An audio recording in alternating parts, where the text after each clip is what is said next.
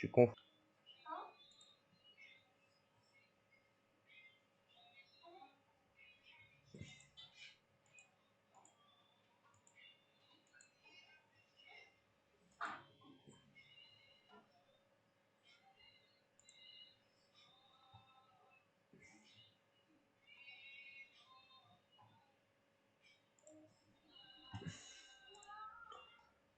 Ok, donc si je fais un go, je suis produit modifié.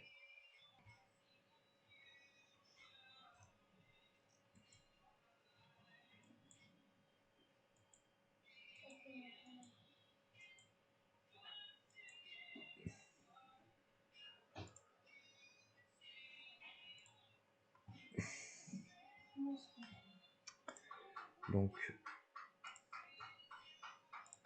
hop, nouveau code à 0.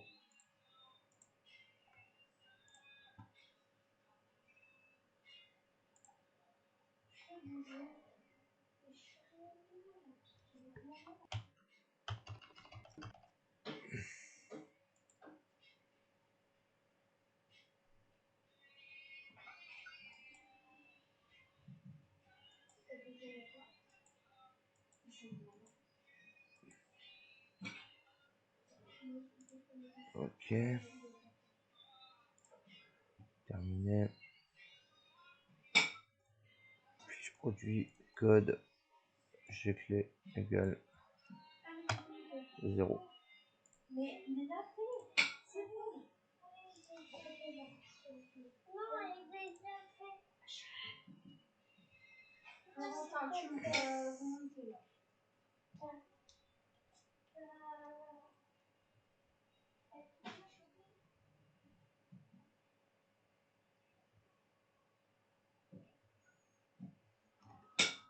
Ah d'accord, j'ai compris. K0. Ça.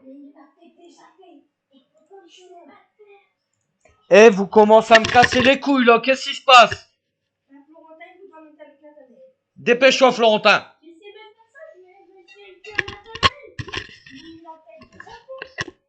Non, il sait pas bien le faire.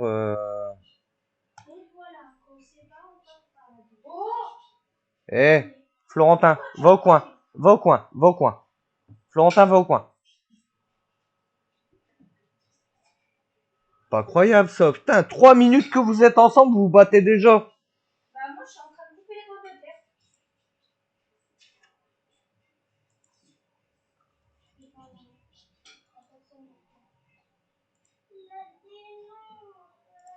Tu vas demander à papa.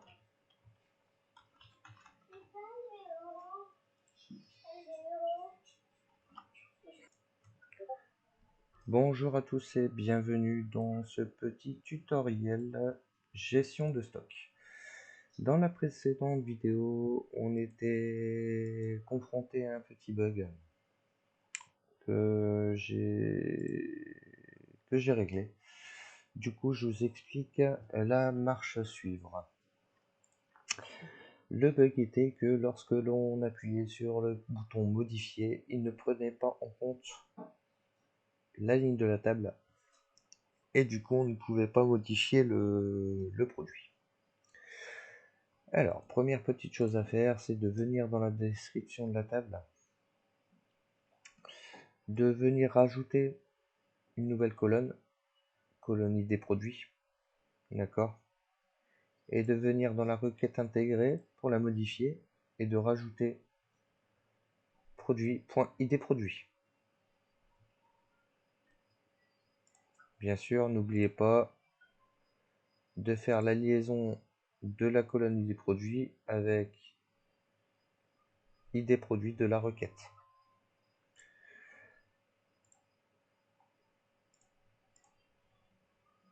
La deuxième petite chose, ici dans la description de la table, n'oubliez pas que la rubrique mémorisée c'est bien ID produit et la rubrique de parcours c'est bien ID produit. Voilà, donc ça c'est concernant la table. Alors, dans le bouton nouveau, on a du coup passé un paramètre pour l'ouverture de la fenêtre. Ici.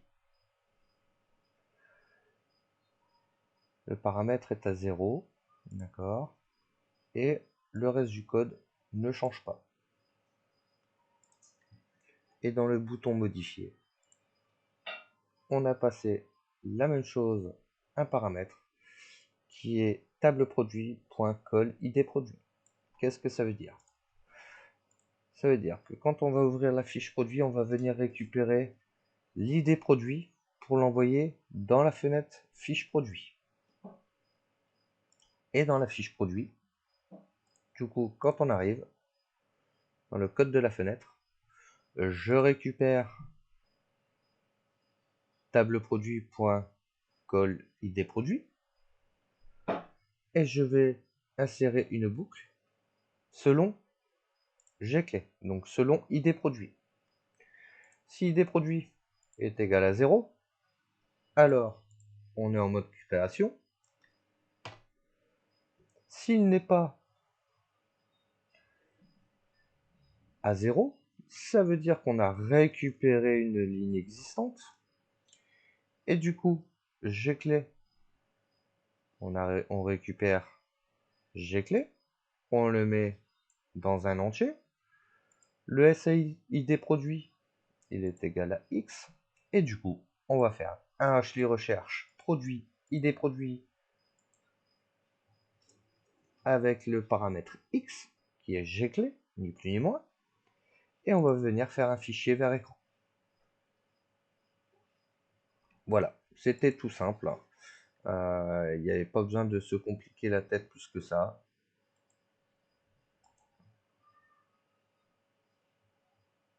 Et voilà.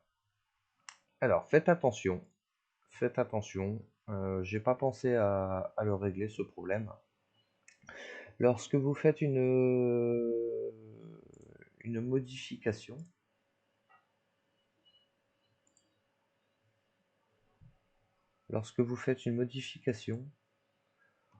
ici, si vous ne le remplissez pas, ça va vous déclencher une erreur de cardinalité. On vérifie, voilà, intégrité non respectée. Pourquoi? Parce que dans l'analyse, on est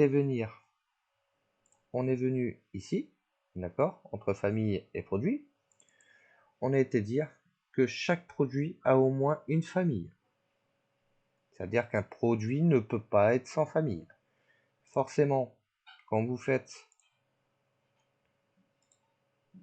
le modifier, mais que le champ est vide, alors ça, vous pouvez vous occuper de le mettre sur 1, par exemple, lorsqu'on arrive dans la fenêtre. Si on ne le remplit pas, forcément, ça va déclencher une erreur d'intégrité. Là, on va venir le remplir. Je modifie et je vais, par exemple, mettre essuie-main. Il a bien été changé ici. D'accord? Voilà. Rien de bien compliqué en soi.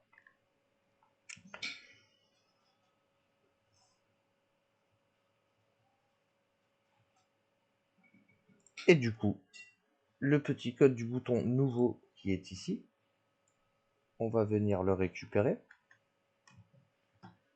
Et on va venir dans la fenêtre fournisseur, l'insérer, ici. On pense bien à changer si jamais vous n'avez pas le même nom au niveau de la table. D'accord?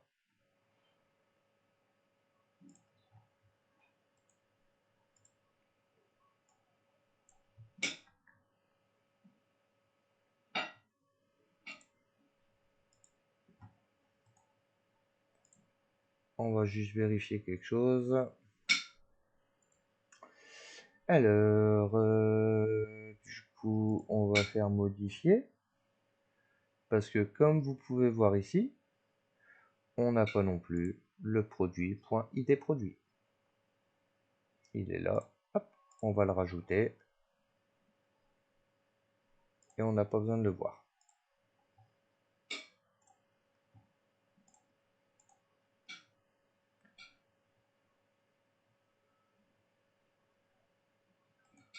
Hop, code, on va venir faire ça. Alors, vous avez vu que j'ai rajouté l'id produit dans la requête. Par contre, la colonne id produit est inconnue. Du coup, dans la fenêtre fournisseur, dans la description de la table, on va venir rajouter une fenêtre qu'on va appeler call id produit. D'accord? Ce qui nous permettra de pouvoir supprimer l'erreur, et par contre celle-là on ne veut pas la voir. Voilà.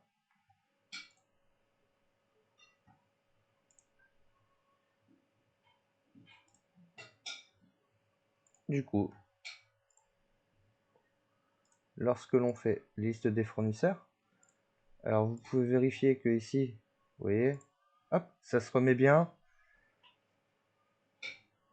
On arrive à avoir les produits associés par rapport à un fournisseur.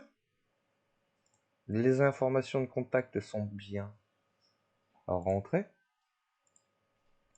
Et du coup, si on veut modifier, par exemple, ici,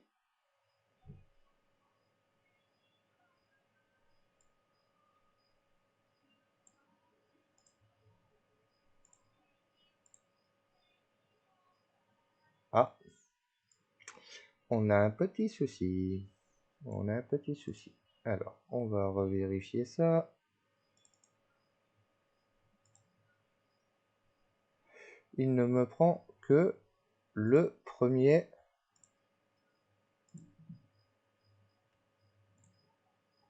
Alors, on va regarder ce qui se passe. Hop.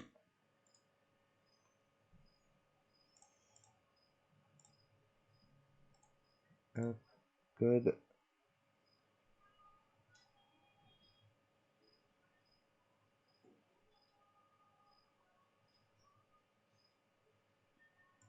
Hop.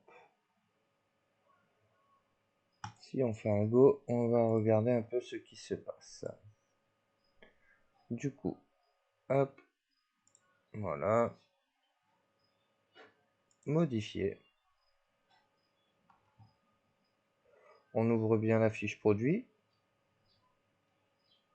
Ah. Du coup, forcément, si la valeur est vide,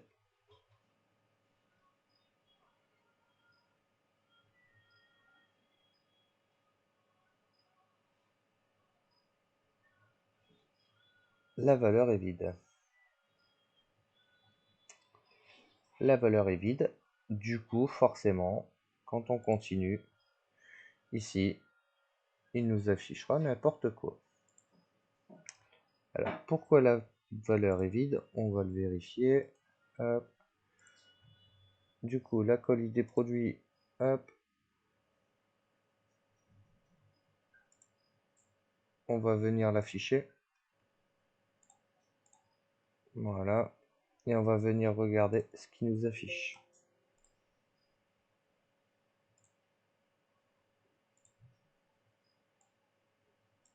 Alors, la colis des produits est forcément pas bonne. Parce qu'il nous affiche rien. Alors, pourquoi il nous affiche rien? On va venir ici, ID produits, liaison. Ah bah oui, forcément. Vous voyez bien que ici, on n'a pas dans la requête. On n'a pas dans la requête.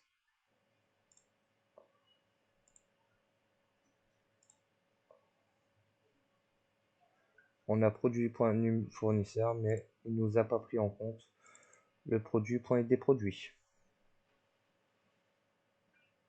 Voilà. Du coup, pour la colle ID produit, liaison ID produit. On fait un go. On essaye. Ici, on a bien les valeurs. Et du coup, si on fait modifier, on récupère bien le bon numéro. Et si on vient ici, changer, on passe de 1, 2, 3 à 4, 5, 6. Forcément, c'est ce que je vous disais tout à l'heure, l'intégrité est non respectée. Pourquoi? Parce qu'on n'a pas rempli ici les combos.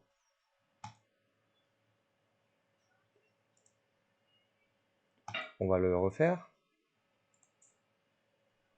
en remplissant les combos. D'accord. Et on va passer de 1, 2, 3 à 4, 5, 6. Voilà. Il a pris en compte la modification. Et du coup, on est bon. On va tester. On va essayer d'en mettre un nouveau. Référence 7, 8, 9, 6, 5, 4. Libellé produit, mouchoir. La famille, on va mettre dans les produits d'entretien. C'est toujours Amazon qui fournit. Et c'est le magasin de Lille. On fait valider. Et ici, on a bien les mouchoirs qui sont apparus. Voilà. Donc c'était le petit debug de cette vidéo. Il n'y a rien d'extraordinaire. Si jamais vous n'avez pas compris ce qui a été fait, n'hésitez pas à revoir les vidéos. Éventuellement, vous pouvez me demander en commentaire des explications. Je reste disponible pour vous aider. Et du coup, la prochaine vidéo, nous nous attaquerons à, et je vous les mets tout de suite,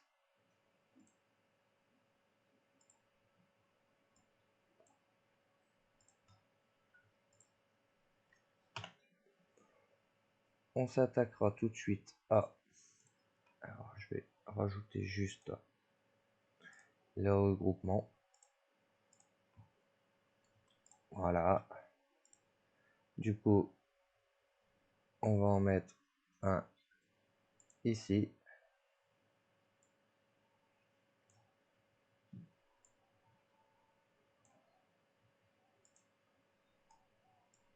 Et on va en mettre un ici.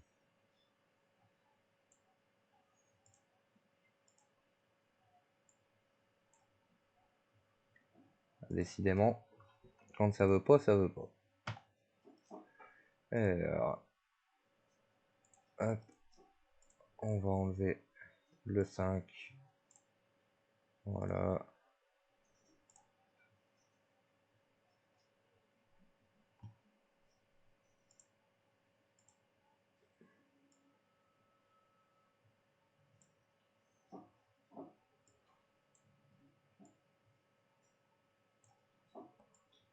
Hop. Et ici, du coup, ce sera ajout stock ou carrément entrée stock, ce qui nous permettra de faire des entrées de stock pour chaque produit.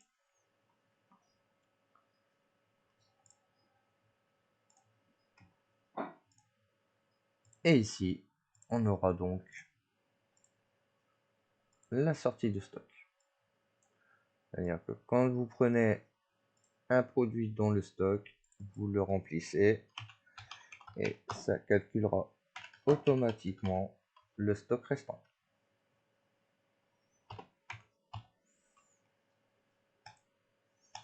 Voilà, vous avez donc les informations pour la prochaine vidéo.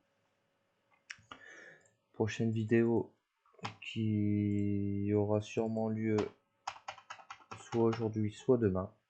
Donc on est samedi. Et du coup, je vous dis à bientôt dans la prochaine vidéo.